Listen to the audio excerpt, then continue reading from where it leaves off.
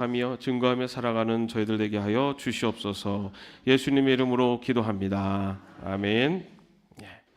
오늘 말씀은 시편 15편 1절에서 5절까지의 말씀입니다. 같이 합독하겠습니다. 주님, 누가 주님의 장막에서 살 수 있겠습니까? 누가 주님의 거룩한 산에 머무를 수 있겠습니까? 깨끗한 삶을 사는 사람, 정의를 실천하는 사람, 마음으로 진실을 말하는 사람, 혀를 올려 남의 허물을 들추지 않는 사람, 친구에게 해를 끼치지 않는 사람, 이웃을 모욕하지 않는 사람, 하나님을 업신여기는 자를 경멸하고 주님을 두려워하는 사람을 존경하는 사람입니다. 맹세한 것은 해가 되더라도 깨뜨리지 않고 지키는 사람입니다. 높은 이자를 받으려고 돈을 구워주지 않으며 무지한 사람을 해칠세라 뇌물을 받지 않는 사람입니다. 이러한 사람은 영원히 흔들리지 않을 것입니다. 아멘. 네.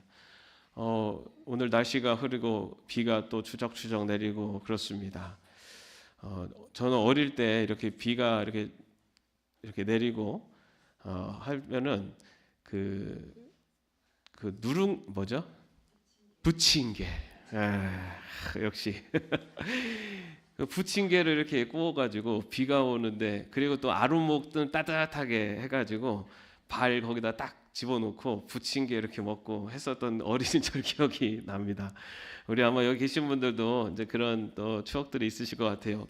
근데 어릴 때 또 그렇게 하다 보니까 저 대학교에 가서도 대학교 자취를 할 때가 있었는데, 이렇게 비가 오고 그러면요, 그 다른 데 안 가고 그 자취방에 가가지고 이렇게 후라이팬하고 그 기름하고 밀가루하고 그 다음에 뭐 김치 이런 거 해가지고 막 그냥 제가 막 그 구워서 친구들 불러가지고 그냥 같이 비 오는데 그 자취방에 앉아가지고 그거를 이렇게 먹었었던 그런 기억도 있습니다. 그런 많은 유혹이 있는 이 흐린 날 예배 자리로 나오신 여러분들, 하나님께서 큰 축복으로 함께 하실 줄로 믿습니다. 사실 이 시간에 아마 세상에는 많은 더 좋은 뭐 먹을거리 또 재미있는 그런 자리들이 많이 있을 겁니다. 그러나 오늘 이렇게 예배 자리로 나오신 여러분들, 하나님께서 여러분들 이 자리로 이끄셨고 또 이 자리를 통해서 주시는 은혜가 있을 줄로 믿습니다. 예배 자리는 누구에게나 열려 있습니다. 그런데 여러분 구약 시대는요, 예배 성소에는 아무나 들어갈 수가 없었어요.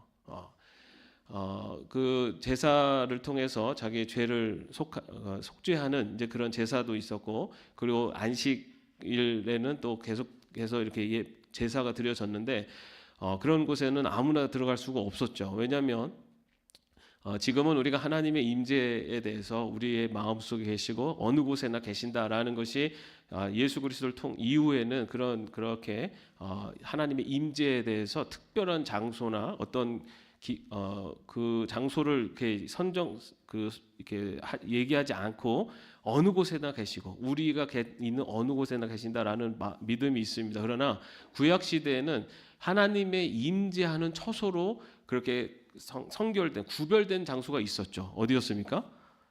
성전. 예루살렘 성전이 바로 하나님의 임재의 처소였어요. 그래서 예루살렘 성전에 하나님이 임재하고 계시고, 여러분 그런데 구약 성경의 이스라엘 백성들은 하나님을 만나면 어떻게 한다고 알고 있습니까? 죽는다. 왜 그렇죠? 완전 거룩하신 분 앞에 우리 이 거룩하지 못한 죄인이 나가면은 죄인된 우리는 죽는다. 이 생각이 있었어요. 자, 그러면 하나님이 임재해 있는 성전을 들어갈 때 어떤 마음이겠습니까? 내가 거룩하지 않으면 나도 죽을 수 있다. 이런 마음이 있었어요. 그래서 성전을 그냥 막 왔다 갔다 하다 이런 곳이 아니었어요. 굉장히 오고 갈 때 자신의 상태나 이런 것들을 거룩하게 하고 하나님 앞에 정말 죄 짓지 않는 모습으로 나아가려고 부단히도 노력하면서 성전을 오고 갔습니다. 그런데 여러분 그 성전을 이게 들어갈 때요, 또 그냥 들어가지 못했어요. 어떻게 했냐면은 오늘 우리가 읽은 시편 이 15편의 말씀에 보면 어떻게 1절에 보면 뭐라고 돼 있죠? 주님, 누가 주님의 장막에서 살 수 있겠습니까? 누가 주님의 거룩한 산에서 머무를 수 있겠습니까? 라고 이렇게 질문을 하죠. 여러분, 이 시편 15편의 이 말씀이 예배자들이 성전에 들어갈 때 그 성전 문에서 드리는 질문이에요. 이렇게 누가 주님의 장막에 설 수 있습니까? 하나님의 전에 들어가서 누가 하나님께 할 수 있습니까? 또는 누가 성전에 들어가서 임재하신 하나님을 뵙고 예배할 수 있습니까? 라고 질문을 하면요, 그 성전 문에 있는 제사장이 답변하는 내용이 2절부터 5절의 말씀입니다. 누가 이 하나님의 전에 갈 수 있습니까? 누가 하나님 앞에 나 예배 드릴 수 있습니까? 라고 예배자들이 질문을 하면 거기에 있는 제사장이 뭐라고 하냐면 2절에서 5절의 말씀의 것처럼 뭐라고 되죠? 깨끗한 삶을 사는 사람, 정의를 실천하는 사람, 이런 식으로 해서 어떤 사람이 예배의 처소에 나올 수 있는지에 대해서 답변을 합니다. 이게 그 성전에서 예배자와 제사장이 주고받는 질문과 답변의 그 내용이 시편 15편의 말씀입니다. 사실 만약에 우리도 교회에 올 때 입구에서 서가지고 오시는 분들이 암호를 대 주님의 예배 누가 들어갈 수 있겠습니까? 라고 했을 때 만약에 깨끗한 삶을 사는 사람, 그리고 정의를 실천하는 사람, 마음으로 진실을 말하는 사람, 혀를 놀려 남의 허물을 말하지 않는 사람, 이런 거 하고 이런 사람이 들어올 수 있습니다 라고 하면 여러분 자신감 있게 문을 탁 열고 들어오실 수 있으시죠? 네. 사실 여기 10가지의 그 예배자로서 갖춰야 될 그런 자세에 대해서 10가지를 이야기하고 있습니다. 그러나 사실 이 10가지를 이야기하는 것은 이 10가지를 완벽하게 지키는 자가 예배드릴 수 있다라는 의미보다는 예배 자리로 나오는 자의 삶의 모습이 어떠해야 되는가라는 것을 다시 한번 생각하게 하는 겁니다. 여러분, 우리가 예배를 드린다 그랬을 때 그냥 교회에 와서 예배를 드리는 것, 이것이 예배를 드리는 것의 완성이 아니라 예배를 드리는 자의 삶이라는 것은 그 예배를 드리는 자로서 삶에 합당하게 살아가려고 하는 삶의 모습이 이어지는 것이 예배입니다. 우리가 그 1시간 크리스찬이라고 그러잖아요. 뭡니까? 주일날 예배 드리는 1시간만 거룩한 크리스찬이 되고 그 1시간 예배 다 끝나고 나면은 이제는 내가 언제 예배 드리는 듯이 세상 속에서 전혀 자기가 원하는 대로 하나님의 말씀을 전혀 생각지도 않고 막 살다가 또 주일이 되면 또 그 시간 1시간 딱 와서 하나님 내가 주님 앞에 나왔습니다. 이게 예배가 아니라는 거죠. 예배라는 것은 어느 특정한 어떤 시간에만 드려지는 그 예배만이 아니라 그 예배의 자리에 나오기 위해서 내가 살아왔던 삶의 모습으로 드려지는 것이 예배이고, 그 중간에서 나의 부족함에 대한 회개하고 다시 한번 힘을 얻어서 다시 그렇게 살아가기 위해서 내가 힘을 얻고 나아가는 것이 바로 예배라는 거죠. 따라서 우리가 삶이 예배라는 것은 우리의 삶 속에서 예배자의 삶이 나타나야 된다는 겁니다. 그러면 예배자의 삶이 어떤 삶이냐? 오늘 본문에서 이 2절에서 5절에서 10가지를 이야기하고 있습니다. 첫째, 어떤 사람이라고 되어 있죠? 깨끗한 삶을 사는 사람. 깨끗한 삶을 사는. 여기서는 흠이 없는 삶을 말합니다. 다시 말해서 죄를 짓지 않기 위해서 노력하고 수고하는 자라는 의미를 갖고 있어요. 이것은 또한 어떤 말이냐면은 주님 앞에 나올 때 우리가 가져야 되는 삶의 자세는 나는 이번 한 주간 동안에 전혀 부끄럽지 않아. 나는 죄가 없어. 이것이 아니라 이 세상에는 완전한 사람은 아무도 없습니다. 완전하신 분 누구 한 분이셨죠? 예수님 한 분이세요. 예수님 한 분 이외에는 죄 없는 인간은 아무도 없습니다. 다시 말해서 예배의 자리로 나오는 우리들의 삶의 모습은 내가 바로 죄인이라는 것, 내가 부족한 사람이라는 것을 인정하는 자가 바로 예배 자리로 나오는 사람의 신앙의 태도여야 된다는 겁니다. 내가 완벽하기 때문에, 내가 완전하기 때문이가 아니라 내가 부족하기 때문에, 내가 깨끗하지 못하기 때문에 하나님 앞에 나아갑니다 라는 것을 그런 신앙의 태도로 나가는 것, 그것이 예배자에게 필요한 첫 번째 자세입니다. 그 다음에 또 둘째는 뭡니까? 정의를 실천하는 사람. 이것은 깨끗하게 사는 것과 또 연결되죠. 죄를 짓지 않고 살려고 하는 것. 그런데 여러분, 죄를 짓지 않는 것만이 아니라 두 번째는 뭐였죠? 정의를 실천하는 거예요. 우리 그리스 성도들이 그런 얘기를 잘해요. 나는 나쁜 짓도 안 했는데, 나는 남한테 피해 주지도 않았는데, 나는 그래도 잘 살았는데. 그런데 여러분, 예배자의 삶은 남한테 피해 주지 않는 것, 불의를 행하지 않는 것, 여기까지가 아니에요. 이거는요, 사실은 믿지 않는 사람들도 그렇게 사는 사람이 많아요. 남한테 피해 안 주고 그냥 열심히 살고. 그런데 여러분, 예배자의 삶은요, 정의를 행하는 사람이에요. 불의를 행하지 않는 사람이 아니라 정의를 행하는 사람이에요. 여러분, 우리의 이 삶의 기준은 악을 행하지 않는 것에서 만족하는 것이 그리스도인이 아닙니다. 여러분, 그 이웃을 사랑하라, 그죠? 다 아시잖아요. 이것이 하나님의 뜻이다라고 우리가 알고 있어요. 그 이웃이 누굽니까? 나랑 가까운 사람들, 나랑 친한 사람들, 내 가족.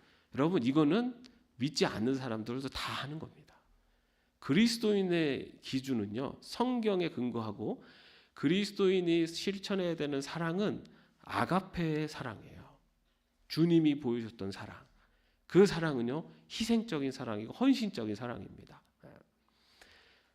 내 이웃을 사랑하라. 여기에 이웃에는요, 내 원수까지도 사랑하라 까지 나가는 것이 그리스도인들의 사랑의 삶입니다. 쉽지 않죠. 내 가족 사랑하는 것도, 내가 친한 사람 사랑하는 것도 때로는 시험 드는데 어떻게 원수까지 사랑합니까? 그래서 여러분, 그리스도인이 살아가는 신앙의 길은 넓고 편한 길이라고 합니까? 아니죠. 좁고 험한 길입니다.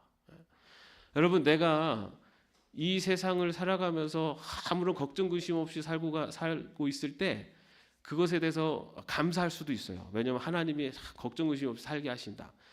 그런데 여러분, 내가 정말 전혀 힘들지 않고 아무런 고통도 없이 살아간다면 내가 정말 하나님의 말씀대로 제대로 살고 있나? 여기에 질문도 던져봐야 돼요. 내가 정말 하나님의 말씀에 순종하고 있나? 내가 사랑하는 사람들만 사랑하니까 나는 걱정 없죠. 얼마나 좋아요. 사랑하는 사람을 사랑하니까. 원수까지도 사랑하려면 얼마나 힘들어요. 그게 좁은 길 아닙니까? 내가 사랑하는 사람만 사랑하는 건요, 넓고 큰 길이에요. 내가 사랑하는 만큼 또 사랑도 받을 수 있고. 그런데 좁고 험한 길은 내가 사랑할 수 없는 사람까지도 사랑하는 것이 좁고 험한 길이에요. 불의를 행치 않고 사는 것은요, 웬만한 사람들은 다 그렇게 많이 살아요. 근데 그리스도인의 예배자의 삶은 정의를 행하며 사는 겁니다. 여기서 정의라고 그랬을 때 그러면 막 데모를 하고 앞에 나서 뭐 싸우고 아니죠. 여기서 말하는 정의는요, 하나님의 뜻에 순종하는 겁니다. 하나님의 말씀에 순종하는 것. 하나님의 말씀에 순종하는 것. 비록 그 길이 때로는 조금 힘들고 내가 좀 수고스럽더라도, 내 마음이 좀 불편하고 어렵더라도 그 말씀에 순종하는 거예요. 내가 좀 미워하는 사람이 있어요. 그럼 그 사람, 저 사람하고 안 마주치면 되지 뭐. 이거는 누구나 하는 겁니다. 믿지 않는 사람도 그렇게는 살아요. 그럼 믿는 사람은 어떻게 됩니까? 내가 먼저 다가가는 겁니다.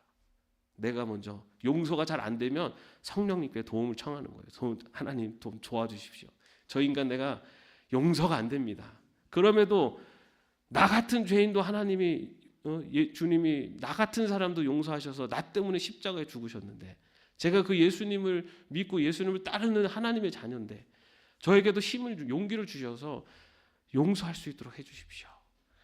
그렇게 하면서 어렵지만은 먼저 손을 내밀고, 그리고 먼저 마음을 열고, 그렇게 하면서 나아가는, 그게 바로 그리스도인의 삶이고 예배자의 삶입니다. 그런 것이 바로 정의를 실천하는 삶이고 사랑을 실천하는 거죠. 자, 그리고 세 번째 어떤 자입니까? 마음으로 진실을 말하는 사람. 예. 뭐 마음으로 진실을 말한다는 거 두 가지 의미가 있어요. 뭐냐면은 내 마음의 생각을 있는 그대로 이야기하는 거. 예. 그러니까 말과 행함이 일치하는 그런 모습을 얘기도 합니다. 그리고 다시 다른 좀 더 쉬운 말로는 거짓말하지 않는 거죠. 마음에 있는 것을 그대로 하는 거. 그런데 여러분, 마음에 있는 것을 그대로 표현하는 게 쉽습니까? 어렵습니까?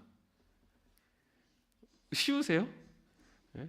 누가 나 좀 기분 나쁘게 했어요. 거기에 대해서 그냥 마음에 있는 불편한 거를 확 쏟아내는 거 쉬운 분도 있지만은 많은 또 어려운 분도 있죠. 예? 그러니까 거짓말하지 말라. 이것은 사실은 우리가 살아가면서 그 백색 거짓말, 화이트 거짓말이라고도 하죠.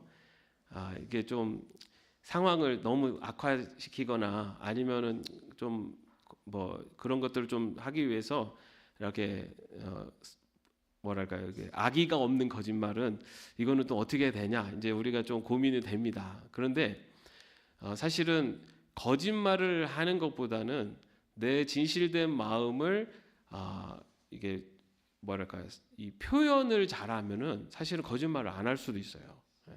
우리는 그 상황을 모면하고 그 상황을 어떻게든 그냥 회피하려고 그냥 거짓말을 하고, 그 정도 거짓말은 괜찮아, 괜히 내가 얘기했다가 뭐 문제도 어려워지고 그럴 수 있어 막 하면서 이렇게 하는데, 사실은 우리가 표현을 어떻게 하느냐에 따라서 거짓말을 안 하고도 그 상황에서 그 여러 문제들을 해결할 수도 있는 방법이 있습니다. 뭐 그런 것들은 사실 쉽지는 않죠. 또 내 감정도 다스려야 되고, 또 상대방의 상황이나 이런 것들도 내가 이해하고 받아들여줘야 되고, 쉽지는 않습니다. 그러나 우리가 가장 중요한 것은 거짓말을 하지 않기 위해서 노력하는 것은 필요합니다. 세상에 당연한 거짓말, 해도 되는 거짓말은 사실은 그리 많지 않아요. 왜냐면요, 솔직히 내 마음을 누가 보시냐면은 하나님이 보시고 계시기 때문에 알아요. 그 상황에서는 모면할지 모르지만 그 상황 속에 내 마음이 어떠했는가에 대해서는 하나님이 아세요. 그래서 하나님 앞에 내 마음과 내 말과 행함이 부끄럽지 않기 위해서 최대한 노력하는 것, 그것이 예배자의 또 하나의 모습입니다. 자, 그 다음에 넷째 뭡니까? 혀를 놀려 남의 허물을 들추지 않는 사람. 이거 참 이거 굉장히 재미있는 건데, 그죠? 뒤에서 남 이렇게 하는 거 쉬운데, 예배자의 모습 중에는요, 혀를 놀려 남의 허물을 들추지 않는 사람이 있습니다. 여러분, 그 성경에 그 율법이 여러 개가 나오잖아요. 성경의 율법이 전체가 613개 있습니다. 구약 성경에 보면 여러 율법들인데 그게 전체가 600개가 넘어요. 거기 있는 거 여러분 다 지키면서 하려고 그러면은 엄청 쉽지 않죠. 그리고 다 지킬 필요도 없고, 그거는 이제 구약의 율법, 예수님 이후로 그 율법을 예수님 완성하셨기 때문에. 근데 여러분, 그 율법의 내용에는 안식일에는 일도 하면 안 되죠. 그죠? 그것을 좀 더 해석한 그 미드라시라고 하는 율법의 해석본도 있는데, 거기에는요, 이 안식일에는 몇 보 이상을 걸으면 안 된다, 연속해서, 이런 규정까지 있어요. 안식일에는 침을 뱉어도 안 돼요. 그런 내용이 있어요. 안식일에는 글을 써도 안 돼요. 글을 써도 뭐는 되냐면은 이런 흙바닥에 쓰는 건 돼요. 왜냐하면 그거는 기록이 남는 게 아니라 없어지기 때문에. 근데 기록이 남는 데다 글을 쓰는 것도 일로 봤어요. 굉장히 막 하나하나 다 이 조항들이 있어서 그거 다 지키면서 신앙생활을 하라고 그러면은 이 죄인이 안 될 사람이 없죠. 그래서 이 바리새인들이 왜 사람들을 죄인 취급했냐면은 그것을 지킬 수 없는 사람들이 너무나 많았어요. 안식일에 일하지 않으면은 당장 굶어 죽는 사람들, 일해야만 살 수 있는 사람들은 안식일에 일을 안 할 수 없잖아요. 그럼 바리새인들은 그 사람들을 뭐라 그러냐면은 안식일을 범한 죄인이다, 이렇게 한 거예요. 그러다 보니까는 누가 죄인이 많아요? 가난하고 힘없는 사람들. 이런 사람들이 그 유대 사회에서는 죄인 취급받았단 말이에요. 왜냐하면 안식일을 그러니까 율법을 지키지 않는다는 이유만으로. 그런데 그렇게 많은 조항이 있지만 우리가 그것을 다 따를 필요는 없어요. 그러나 오늘 이 시편에서 말씀하고 있는 요 10가지 조항은 여러분 그 율법에서 나오는 여러 가지 그 인간 관계 속에서 지켜야 되는 여러 조항들의 요약본이라고 보시면 돼요. 그리고 아주 구체적으로 지켜야 되는 내용이다 보시면 됩니다. 자, 그래서 시간이 없기 때문에 그 내용만 좀 볼게요. 자, 혀를 놀려 남의 허물을 들추지 않는 사람, 남을 비판하고 비방하지 하면은 하지 않아야 된다라는 것을 얘기하고 있고요. 다섯째는 친구에게 해를 끼치지 않는 사람. 여기서 친구는요, 가까운 사람이에요. 가까운 사람을 해를 끼치지 않는 거. 가까운 사람을 해를 끼치는 사람은 어떤 마음의 의도가 많이 있습니까? 사기, 속임수, 그런 마음의 의도들이 있죠. 그런 친구에게 해를 끼치지 않는 사람, 상대에게 피해를 주거나 하지 않도록 주의해야 된다라는 이야기를 하고요. 여섯째, 이웃을 모욕하지 않는 사람. 여기서 이제 이웃은 아까 친구는 좀 가까운 사람이고 이웃은 잘 모르는 사람이에요. 잘 모르지만은 이웃. 근데 이웃에게 모욕을 주면 안 된다. 이것은 여러분 오늘 오시면서 이렇게 누구 만나신 분들 있으세요? 거의 없으세요? 아니면 오늘 가시면서 누군가를 지나치거나 아니면 가게에 들어가서 누구 그 주인하고 얘기를 한다든지 뭐 이런 다양한 사람들을 만나죠. 그런 사람들을 말합니다. 내가 살아가면서 내가 나랑 직접적인 어떤 관계들이 없지만 그러지만 살아가면서 만나는 사람들, 그런 사람들에게 모욕을 주지 않아야 된다. 한때 막 그 땅콩 회항 막 해가지고 갑질 이런 얘기 나왔잖아요. 갑질하는 거는 요걸 범하는 겁니다. 그래서 우리가 어디 가서든지 상대방을 존귀하게 여기고 존경하고 이렇게 그런 태도를 갖춰야 된다라는 것을 해야 된다는 것이 예배자의 모습이라고 나오고요. 일곱째, 하나님을 업신 여기는 자를 경멸하고 주님을 두려워하는 사람을 존경하는 사람.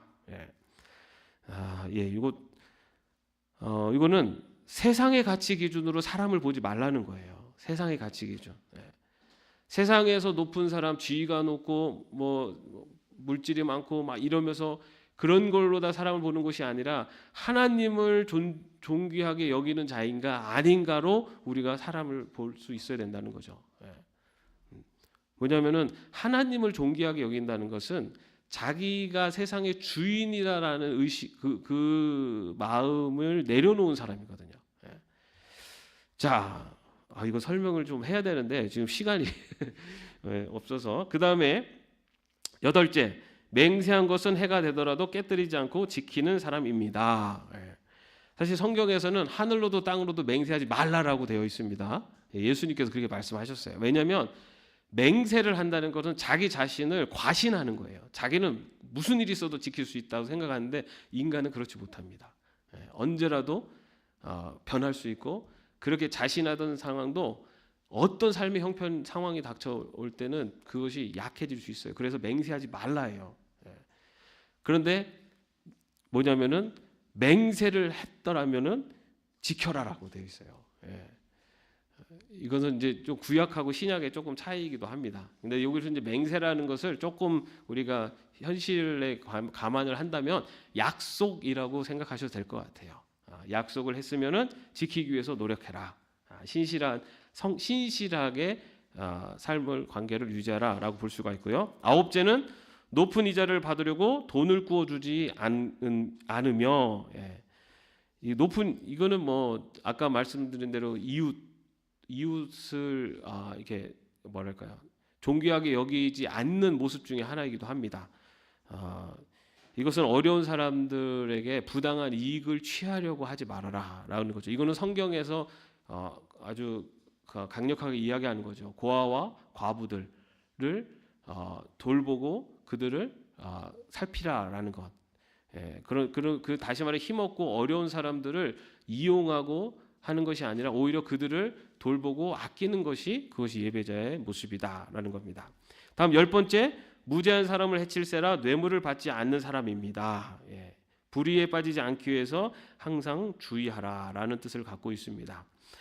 예, 이렇게 그 10가지의 내용을 봤는데 아마 여러분들의 삶 속에서 이 10가지의 내용들에 해당되시는 부분도 있지만 또 나랑은 또 상관없다라고 생각하시는 부분도 있을 것 같아요. 그러나 중요한 것은 예배자라는 것은 예배 자리에 나와서 예배만 드리는 자가 예배자가 아니라 예배자는 삶의 자리에서 그 예배를 드리기 위한 나의 삶으로 하나님 앞에 드려지는 것, 그것이 예배이라는 겁니다. 바로 그러한 그 예배자의 삶. 그래서 우리가 예배 처소로 나올 때 아니면은 예배 자리로 나아갈 때 주님 누가 주의 전에 머무를 수 있겠습니까? 라고 하는 그런 질문을 던질 때 깨끗한 자, 정의를 행하는 자, 이런 10가지의 내용을 했을 때 주님 그래도 제가 그렇게 살려고 노력했습니다. 라고 하는 그런 대답을 할 수 있는 그런 저와 여러분 예배자의 삶이 되기를 주님의 이름으로